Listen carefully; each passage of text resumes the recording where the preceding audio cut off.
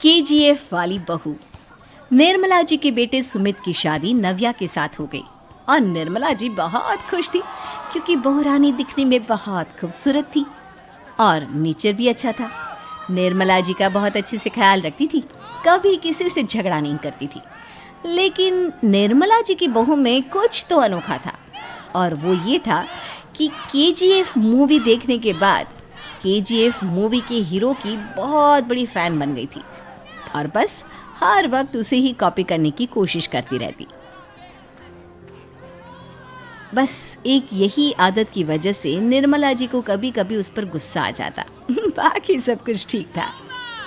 सुमित बेटा, तुम नव्या को समझाने की कोशिश क्यों नहीं करते?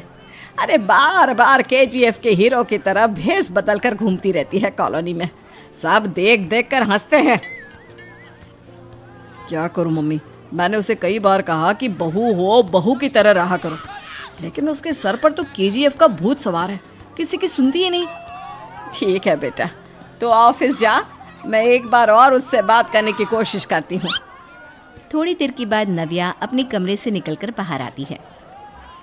अरे बहू, ये क्या, तुम फिर से केजीएफ की एक्टर बन गई? मम्मी जी, आपको पता है ना, मैं उसकी पर्सनालिटी से बहुत इम्प्रेस्ड कॉलोनी में और मेरी सब देख देख कर हंसते हैं।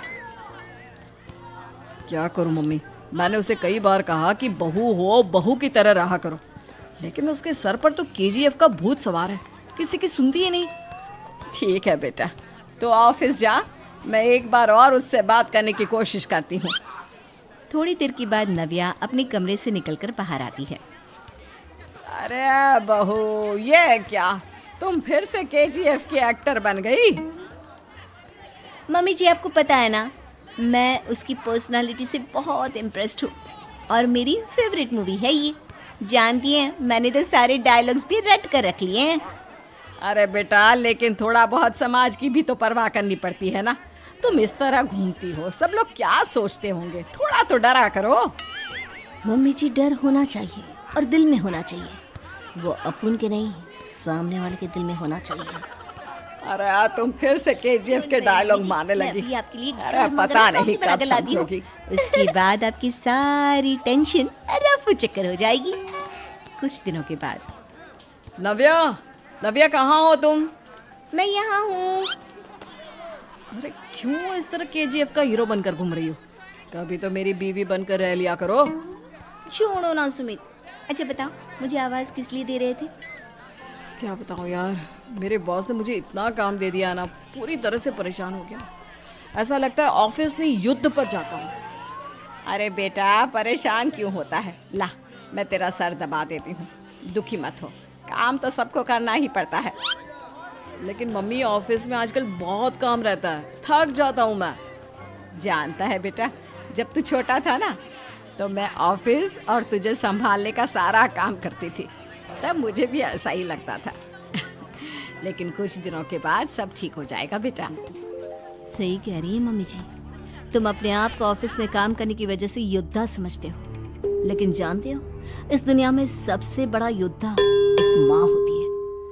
अरे ये डायलॉग तो मैंने कहीं सुना है। जरूर सुना होगा, केजीएफ फिल्म का डायलॉग, भला किसने सुना नहीं होगा? हे भगवान, कोई मेरी बीवी के सर से केजीएफ का भूत उतार दे। कुछ दिनों के बाद। नव्या, सुमित ऑफिस चला गया, एक काम करते हैं, हम दोनों मार्केट चलते हैं, मुझे कुछ शॉपिंग करनी थी। ठीक है मम्मी जी, मैं अभी तैयार होकर आती हूँ। थोड़ी देर बाद नव्या फिर से केजीएफ फिल्म के हीरो की तरह गेटअप रखकर आ जाती है। अरे तुम फिर से ये बन गई।